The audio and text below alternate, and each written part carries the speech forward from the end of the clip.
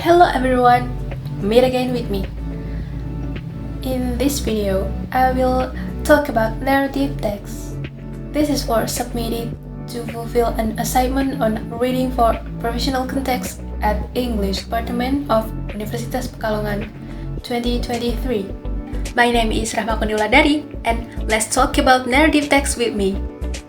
If we talk about narrative, of course, we will talk about the definition. What is narrative? Narrative text is a type of writing that tells a story, whether fictional or based on real events. It typically includes characters, settings, a plot with a beginning, middle, and end, and may convey a sequence of events or experiences. Then we talk about the generic structure. There are 4 generic structures included: orientation, complication, resolution, and reorientation. Let's explain that one by one.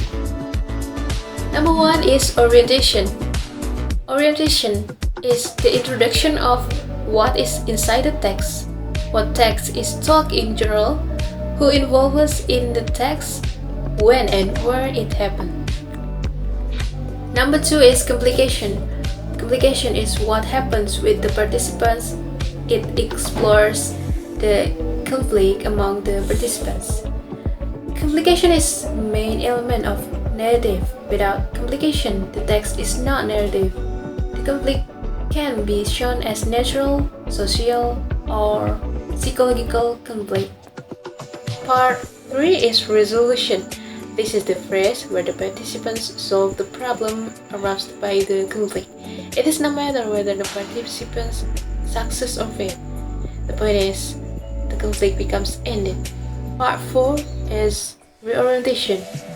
Reorientation refers to the process of adjusting or changing one's perspective, direction, or focus, often in response to new information, experiences, or circumstances. It involves a shifting one's understanding, goals, or strategies to adapt to a different situation or achieve a new perspective. After we talk about the generic structure, then now we talk about the language features. Narrative text using past tense, using action verb, and chronologically arranged. Let's explain one by one. The first is using past tense. In narrative text, authors often use past tense to describe events that have already happened. This choice of tense creates a sense of storytelling, as if the events are being recounted from the past. For example, instead of saying, "She walks to the store," a narrative text would say, "She walked to the store." This use of past tense helps to establish a clear time of events and immerses readers in the story's unfolding narrative. The second is using action verb. Action verbs are words that describe an action or state of being. In narrative text, authors often use action verbs to vividly depict events and engage the reader's imagination. Action verbs add dynamism and movement to the narrative, make it more compelling and engaging. For example, instead of saying "she was sad," a narrative text might say, "Tears streamed down her face," which paints a more vivid picture of characters' emotion and actions. The last is chronologically arranged. Narrative texts are typically arranged in chronological order, meaning that events are presented in the order in which they occur. This helps to create a clear and logical sequence of events, allowing readers to follow the story's progression easily. Chronological arrangement also helps to build suspense and anticipation as the story unfolds, leading to a satisfying resolution. Overall, this structure allows readers to experience the story's events as they happen, enhancing their immersion in narrative. After we talk about the definition, the generic structure, and then the language feature of narrative text, now I will read a text about narrative text. The title is Maleficence. Please listen carefully. Once upon a time, in a magical kingdom, there lived a powerful fairy named Maleficent. She was known for her beauty and her ability to control the forces of nature. However, her heart turned cold after she was betrayed by someone she trusted. Seeking for refuge, Maleficent cursed the king's newborn daughter, Aurora, to fall into a deep sleep on her 16th birthday.